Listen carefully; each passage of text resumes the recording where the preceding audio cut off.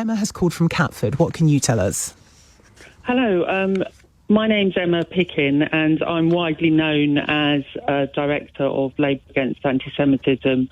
Pete Newbon was a colleague of mine. He was another fellow director of Labour Against Anti-Semitism, but more importantly, he was a very good friend.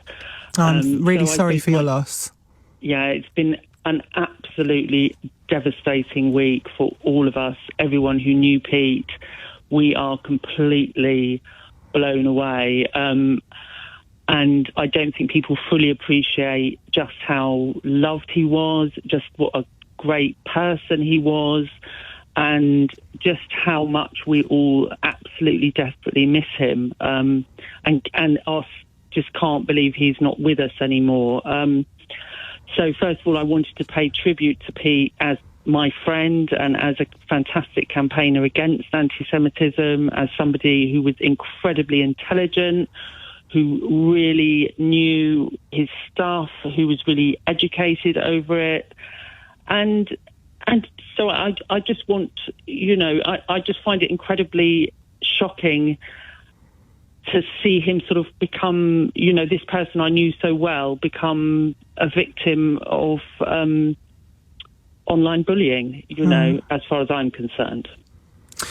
And that's the thing, isn't it? That, like I said in my introduction, I think as an author myself, if I saw an image where somebody had doctored a page from one of my books as was being read to children, I think I would have a right to say, I disagree with this and call it out.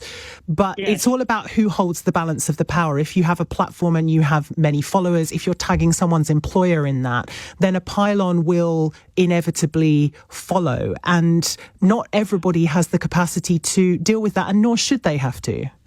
I think also it's also to raise the point that memes fly about on the social media that Pete didn't realise or wouldn't have realised because he didn't create the meme, that it was particularly linked to Michael Rosen's book. Okay. And as you know, there has been 94% of the Jewish community considered Jeremy Corbyn to be an anti-Semite. So I think that to a certain extent, yes, I can understand if somebody's upset, they have every right to complain. But I think that really, from the point of fact of Pete's position as somebody who'd combated anti-Semitism, I think there was a certain amount of outrage that was possibly directed more outside of the actual fact of the tweet, if that makes sense. And yes, there is also a huge imbalance of power in terms of somebody who has that many Twitter followers and a professor at a university who really has, no real ability, once he found himself in the eye of the storm, to sort of combat what was going on, you know. And this is really, so many people talk about cancel culture, and they're people who aren't cancelled in any real sense whatsoever. In fact, their workload has increased since their so-called cancellation. And yet, this is, in a very real sense, when we see people with quote-unquote ordinary jobs having their employers tagged on social media and being encouraged for people to make complaints to their employer, that's what we should be discussing when we talk about cancel culture, isn't it? Yes, and also just for people who run organisations like ours, I mean, Pete was probably the only director of Labour Against Anti-Semitism that wasn't self-employed, and that's for a reason. That's because we do get an awful amount of harassment at work.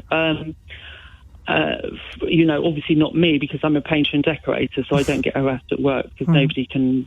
I work for myself. So it's also, I think, just for people to be a bit more aware of when somebody is campaigning about something, if you disagree with it, fine, but it's not okay to try and get them fired, And I'm not saying Michael Rosen was trying to get Pete fired, but what I am saying is that an awful lot of people who wrote into the university most definitely were trying to get him fired. They didn't know who he was. They didn't really understand that he was a person. You know, he just was a Twitter account. And I think one of the things that I loved about Pete when I was working with him was that he always understood that there was a person behind every Twitter account. And I think more people need to understand that when you're in the middle of a feeding frenzy, why are you doing it? Why are you trying to get this professor fired from his job as a literary academic? You know, there was. It's just the sort of baying of the mob, and I do think that, from my point of view, I do think that workplaces need to be more prepared to understand what's going on when something like this happens. And I also do think there needs to be some sort of legislation brought in place that can protect people from this, from this sort of situation, because it really has been, I mean, the toll that it took on Pete was huge. He was terribly, terribly stressed about it all. And my heart just goes out to his family and his wife and their children. It's the punishment in this case just absolutely bears no resemblance to the crime, Emma, I'm so grateful that you were listening and that you picked up the phone today. And sorry again for your loss, and thank you for calling to share.